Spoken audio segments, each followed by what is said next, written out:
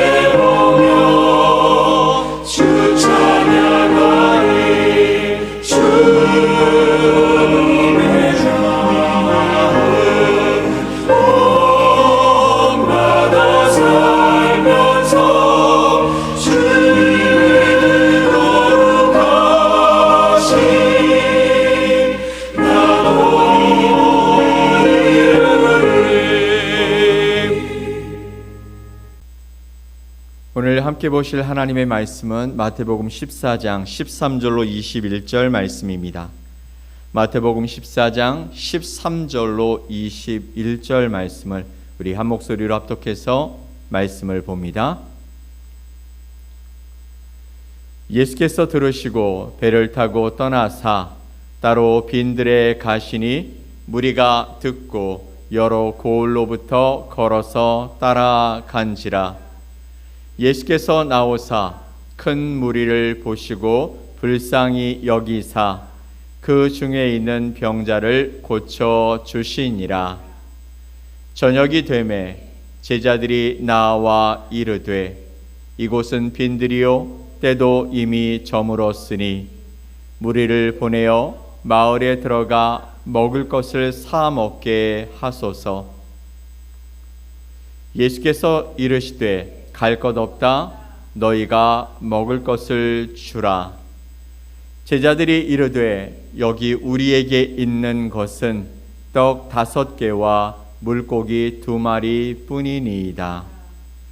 이르시되 그것을 내게 가져오라 하시고 무리를 명하여 잔디 위에 앉히시고 떡 5개와 물고기 2마리를 가지사 하늘을 우러러 축사하시고 떡을 떼어 제자들에게 주시매 제자들이 무리에게 주니 다 배불리 먹고 남은 조각을 12바구니에 차게 거두었으며 먹은 사람은 여자와 어린이 외에 5,000명이나 되었더라. 아멘. 오늘 마태복음 14장 13절로 21절 말씀을 통해 누구의 손에 들려 있는가라는 제목으로 여러분과 하나님의 말씀을 함께 나누겠습니다.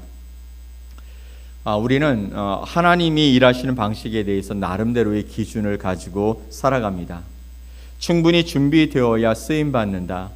때로는 넉넉히 있어야 하나님이 역사하신다.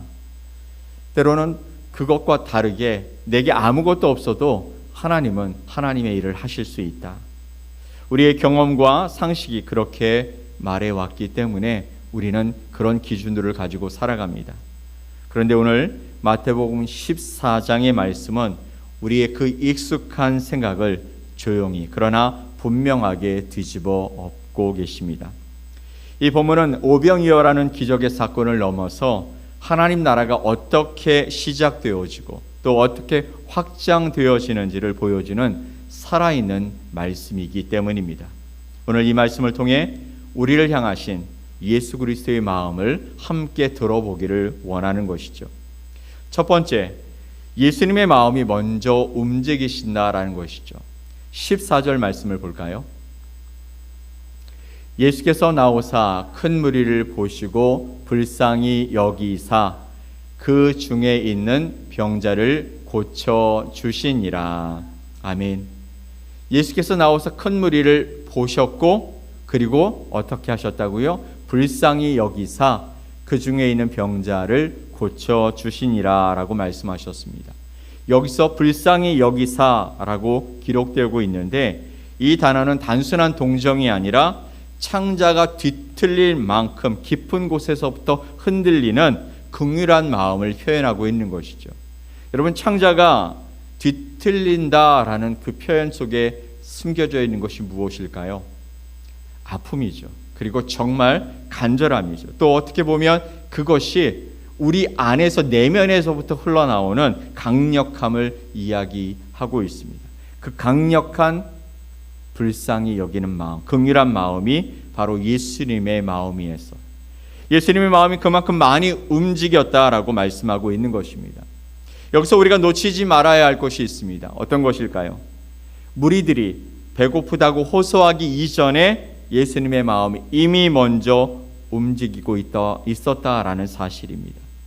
하나님 나라의 역사는 언제나 인간의 필요가 아니라 하나님의 마음에서 먼저 시작하셨다라는 것이죠.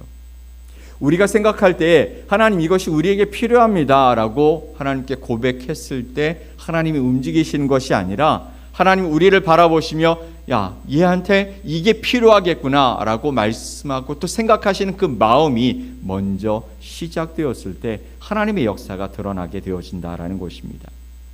성경이 한결같이 강조하듯이 구원의 역사는 인간의 자격이나 준비에서 출발하지 않는다라는 것이죠.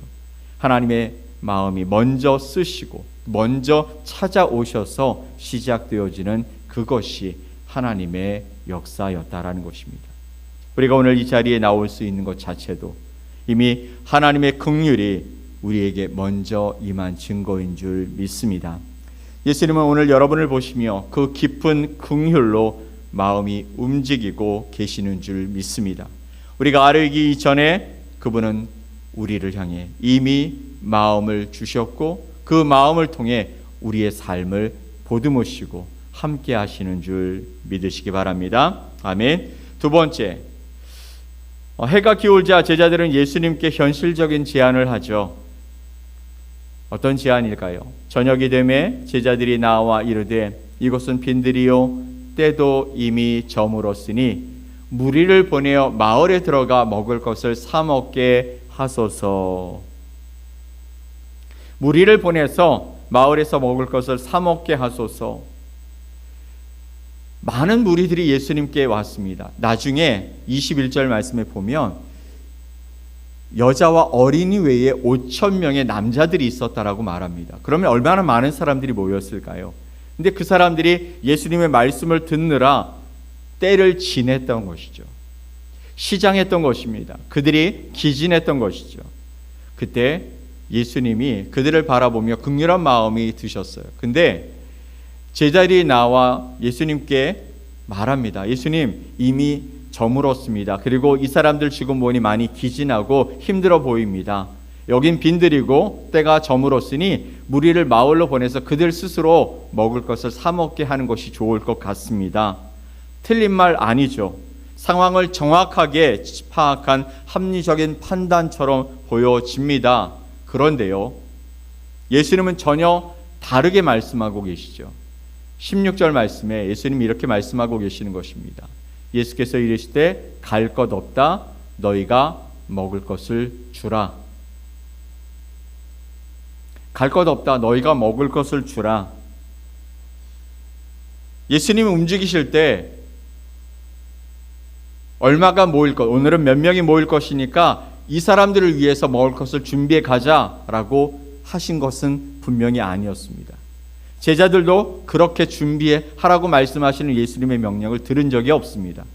그래서 예수님께 제안한 것은 스스로 가서 먹고 그리고 힘을 얻고 집으로 돌아갈 사람들은 돌아가고 하는 일들을 하게 하자라고 예수님께 제안했을 때 예수님은 갈 것 없다. 너희가 먹을 것을 주라 라고 말씀하신 것입니다. 이 한 문장이 제자들의 그 생각과 세계를 흔들어 버립니다. 도대체 무슨 말씀이지? 예수님이 뭐라고 말씀하시는 거지? 왜 이렇게 말씀하시는 것이지? 그들에게는 아무것도 가진 것이 없었어요. 5,000명 이상이 모인 그 자리에서 모든 사람을 먹인다? 상식적으로 불가능한 일이었기 때문입니다. 그런데 예수님은 그 명령을 거두지 않으셨다라는 것이죠.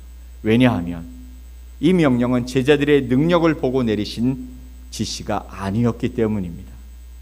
이것은 제자들을 하나님 나라의 역사 한복판으로 초대하시는 바로 예수님의 부르심이었던 것이죠. 하나님의 나라는 어떤 것이냐라는 것을 보여주시기 위한 예수님의 부르심, 초청이었다라는 것입니다. 여러분, 하나님은요, 우리의 현재 능력을 계산하신 뒤에 그 범위 안에서만 일하시는 분일까요? 아니죠.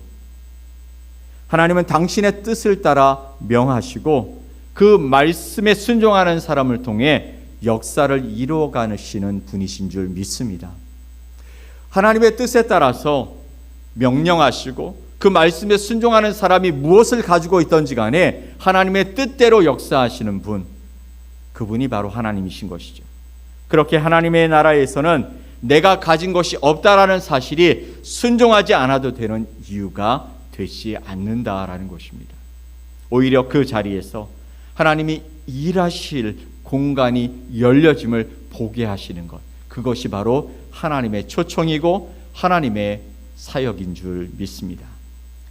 자, 그리고 나서 어떤 일이 벌어지는지 우리 모두 알고 있습니다. 작은 것이 예수님의 손에 들려지게 되어지는 것이죠. 17절 말씀을 볼까요? 제자들이 이르되 여기 우리에게 있는 것은 떡 5개와 물고기 2마리 뿐이니이다. 갈 것 없다, 너희가 줘라 라고 말씀하실 때 제자들이 예수님께 드렸던 건 뭐냐면 떡 5개와 물고기 2마리였습니다. 그런데 그들이 이렇게 말하죠. 여기 우리에게 있는 것은 떡 5개와 물고기 2마리 뿐입니다. 여기 안에 담겨 있는 여러 가지 이야기가 있을 거예요. 제자들은 그렇게 말하고 있는 것입니다. 예수님 보십시오. 떡 5개와 물고기 2마리 뿐입니다. 우리가 줄 수 있는 것은 아무것도 없습니다.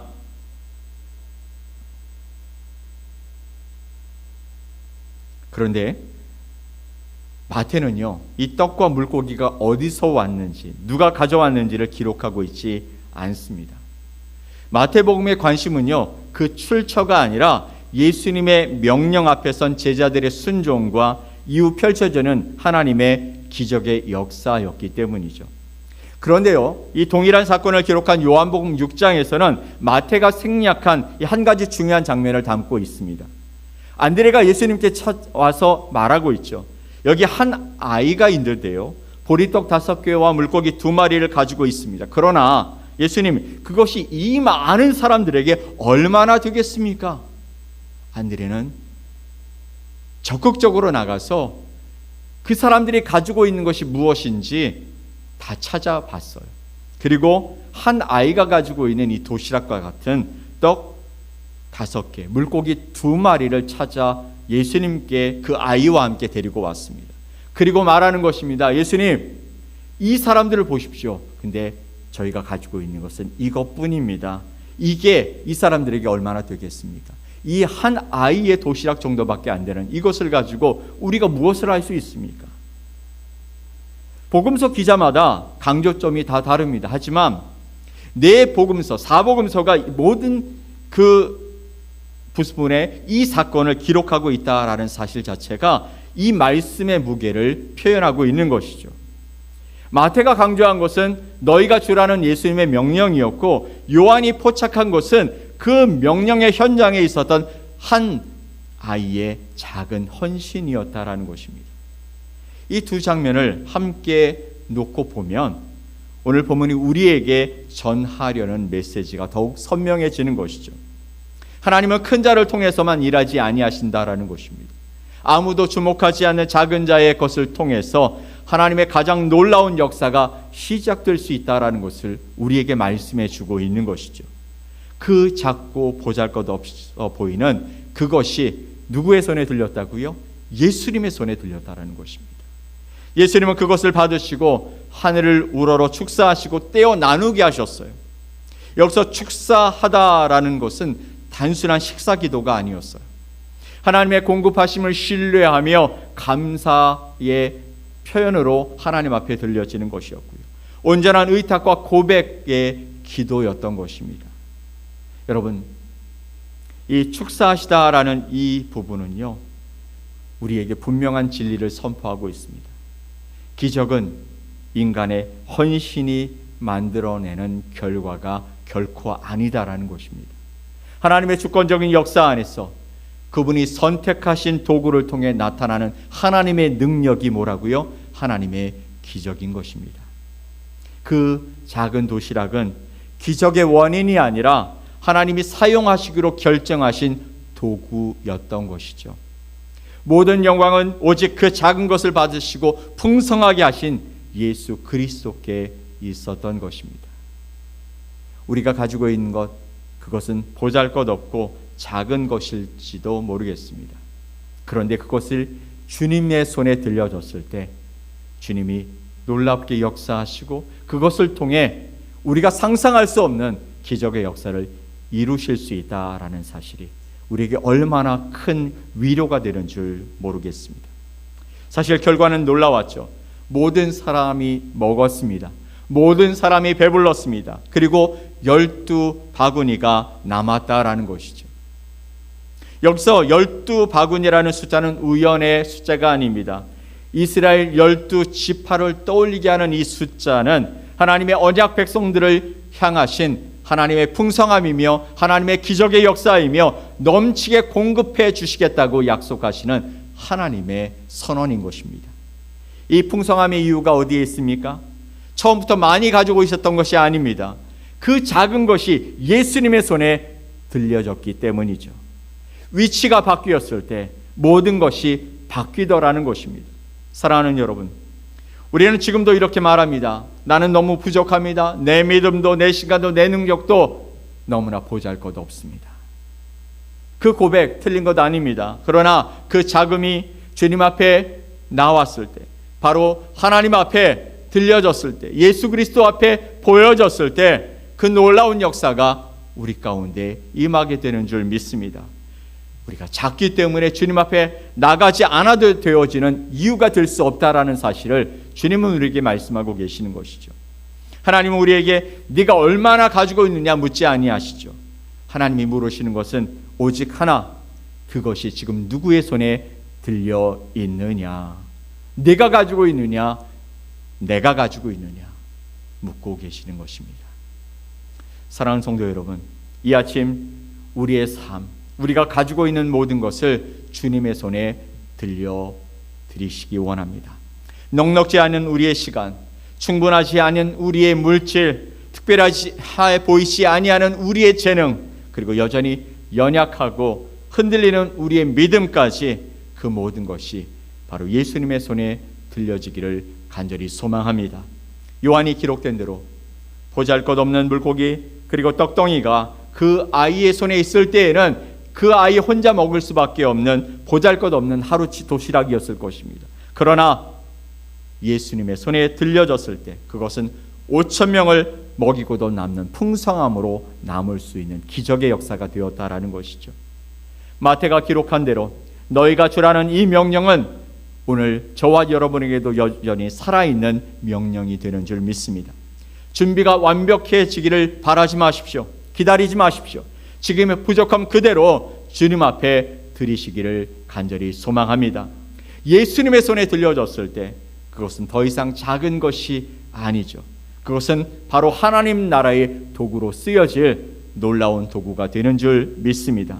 그리고 바로 그 자리에서 우리가 감히 상상치 못했던 기적이 시작될 줄 믿습니다. 오늘 하루 주님께 여러분의 삶을 드리고 여러분이 가진 것을 올려드리는 그 삶을 살아갈 수 있게 되기를 예수 그리스도의 이름으로 간절히 축원합니다. 아멘. 우리 함께 기도하겠습니다. 하나님 아버지 감사합니다.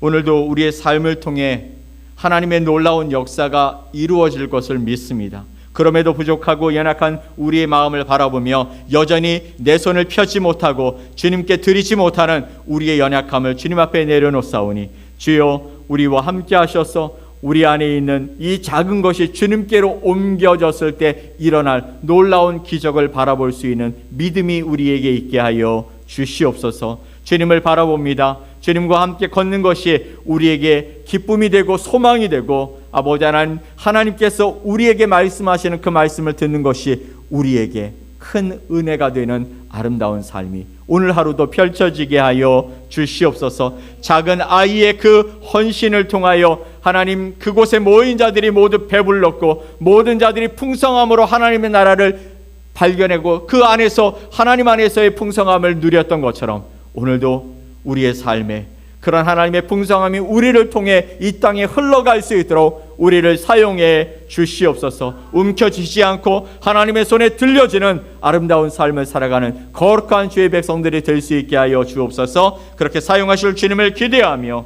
예수 그리스도의 이름으로 기도 올리옵나이다. 아멘.